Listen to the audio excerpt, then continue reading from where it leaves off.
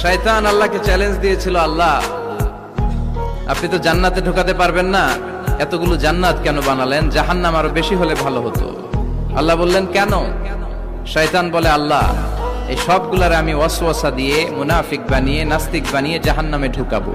আমি চ্যালেঞ্জ দিলাম, ডান দিক থেকে ধোকা দেব, বা থেকে, সামনে থেকে, পেছন থেকে, নিচ থেকে, রগের শিরা উপশিরায় ঢুকে, মাজরাত দাম যেখান দিয়ে রক্ত চলাচল করে ওখানে ঢুকেও আমি ধোকা দেব। তো আপনি জান্নাতে ঢুকাবেন কেমনে?